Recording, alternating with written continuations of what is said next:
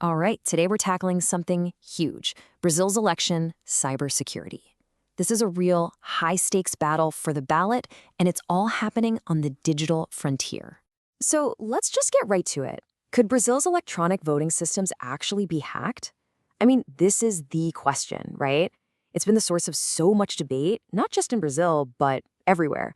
So, yeah, let's find out. Okay, so before we can even talk about hacking, we've got to understand what we're dealing with. We need to get inside Brazil's digital ballot box, and believe me, it's a real technological fortress, and it's totally unique. So you got to understand Brazil has been doing this electronic voting thing for a long time, since 1996. They went all in.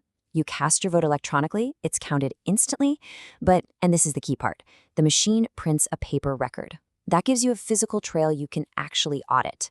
And here's the kicker. Brazil is literally the only country in the world that uses this specific system for all of its elections, nationwide. That's a big deal. And the process for a voter, it's actually super simple. You go in, you type in the number for your candidate, their face pops up on the screen so you know it's them. You hit confirm, boom, your vote is in. And then the machine spits out that little paper receipt, which drops into a sealed box. That's your paper trail, right there. Just 4 easy steps. All right, so we have this digital fortress, right? But the big question is, can it be hacked? How strong are the walls? Well, to figure that out, Brazil does something pretty amazing.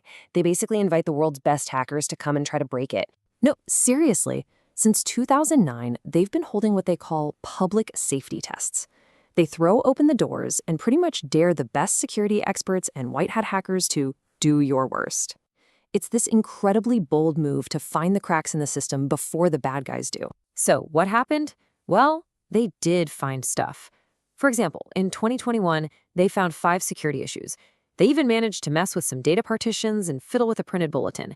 But, and this is the most important part, they couldn't change a single vote. They couldn't touch the core software.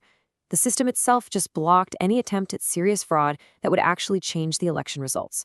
So what's the bottom line after all these tests? The machines themselves, they are remarkably robust.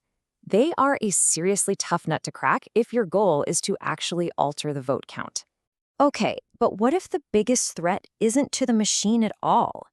What if we've been looking in the wrong place this whole time? And that, right there, brings us to the real threat: disinformation. This is the war happening outside the walls of that fortress. It's a battle for hearts and minds, not for computer code. And what are the weapons in this new war? They're literally the apps on your phone.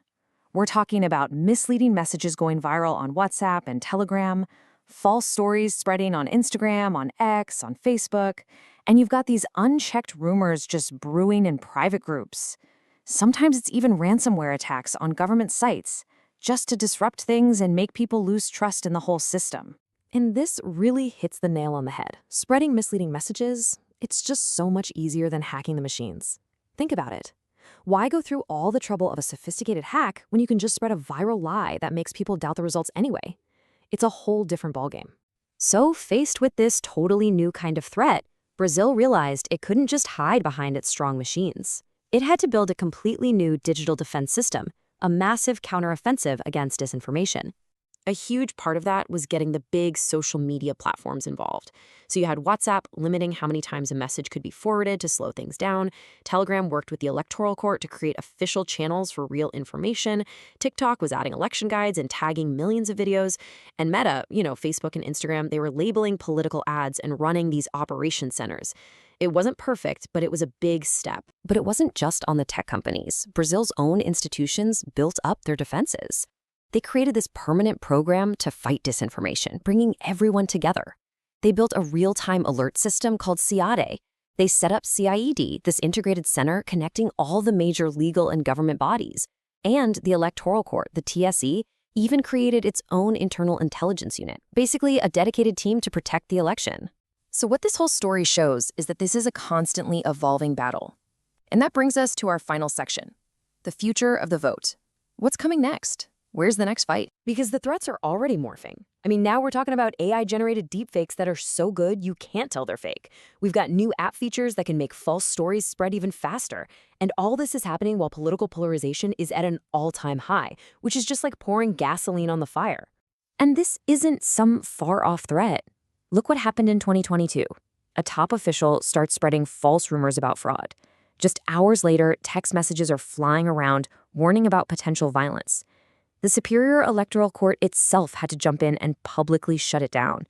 It just goes to show you how fast things can spin out of control. So if there's one key takeaway from all of this, it's that election security isn't a one-time fix. It's not something you can just set up and forget about. It is a never-ending process of adaptation. The threats are always changing, so the defenses have to change too. Which leaves us with a really big question, not just for Brazil, but for all of us. When you think about the future of elections, what worries you the most? Is it the classic fear of a direct hack on the machines? Is it the scary new world of AI deepfakes? Or is it something as simple as a lie spreading through a private messaging group? It's something to think about, because this battle for the ballot, well, it's far from over.